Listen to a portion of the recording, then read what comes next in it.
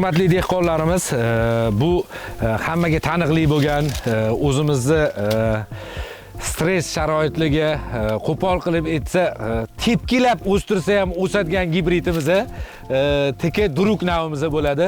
Bu navimizni biz shunaqa sharoitlarda sinadikki, eng qiyin yerda ham bizani bu yerda dehqonimiz ham turibdilar, to'liq toshga ekib qo'yganlar ham buni toshda ham o'zini ko'rsata bildi va eng zo'r yerlarda ham o'zini juda ham zo'r ko'rsatgan gibridimiz teka duruk navimiz.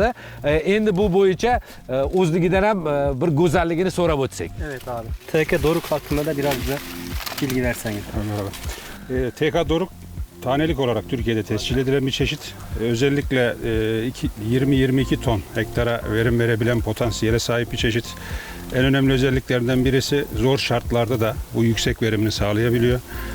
Bu çeşidi Türkiye'de yoğun bir şekilde satmakla birlikte diğer ülkelere de çok yoğun bir şekilde ihracatını yaptığımız yüksek verimli, kaliteli ve özellikle zor şartlara dayanan iyi bir çeşidimiz.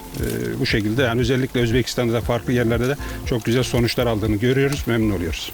Bu gibridimizni Türkiye sharoitlarida, Türkiye holatlarida bularda berishi bo'yicha bular maksimal darajada hammasini hisoblab chiqishganda bularda 20 tonnadan 22 tonnagacha o'zini ko'rsatib kelayotgan gibrid ekan va buni sifati, kristalga boyligi, o'zini changlanishi juda ham zo'rligi bilan boshqa gibridlardan ajralib turadi. Endi bu gibridga qisqacha o'zim ma'lumot berib o'tib ketsam, bu gibridni hamma kuzatuvchilarimiz yaxshi bilishadi.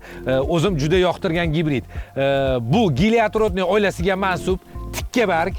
Ildiz sistema ham qolgan gibridlar bitta barg chiqarganda 5,5-6 santimetrga ildiz sistema o'ssa, bunda ildiz sistema 7 santimetrgacha o'sadi va bunda pataylash ancha yuqoriroq.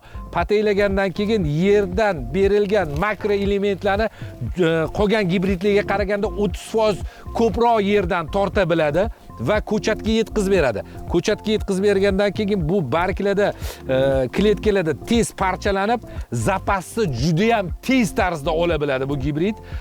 O'shaning uchun bu gibridimiz suvga qiyin joylarda ham o'zini yaxshi ko'rsata bildi. Mana Jizzaxlarda biz Abjalla aka bilan buni syomkalarini qilganmiz.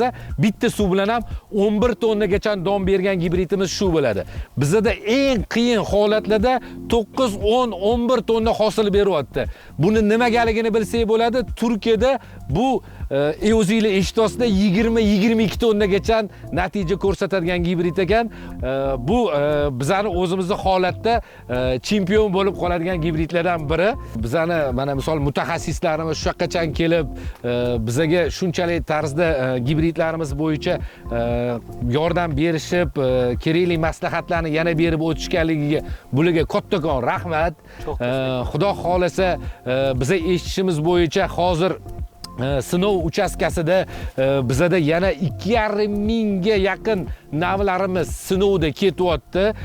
U sinovni ichidan kerak bo'ladigan gibridlar hozir tanlab boriladi. O'zbekistonga kerak bo'ladigan gibridlarni kerak bo'ladigan makkajo'xori bo'yicha so'radik. Bular aytdi, biz u bo'yicha izlanamiz. U bo'yicha sizlarga inshaalloh yengilliklar qilib beramiz deyishyapti. Hurmatli dehqonlar, bitta narsani esdan chiqarmanglar. Bu narsada 2,5 mingta gibridda sinalyapti degani bularni ishligi 20-25 yildan beri seleksiyani ichida ichki seleksiyani olib borishyapti. To'g'ri, biz O'zbekiston sharoitida xudo xolasa bu gibridlash ishlarini olib borishimiz kerak bo'ladi, ammo bunga bizda ham 15-20 yil vaqt talab qilinadi. Xudo xolasa mana bular bilan birgalikda keyinchalik mana shu gibridlar bo'yicha o'zimiz ham ishlashni davom etamiz.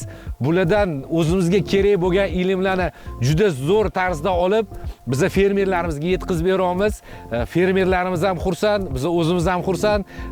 Bular ilm o'rganishda davom etsin, biz bulardan olishga davom etaylik. Abi bize teşrif buyurdunuz, Özbekistan'a geldiniz, misafirimiz oldunuz. Bize çok bilgiler verdiniz.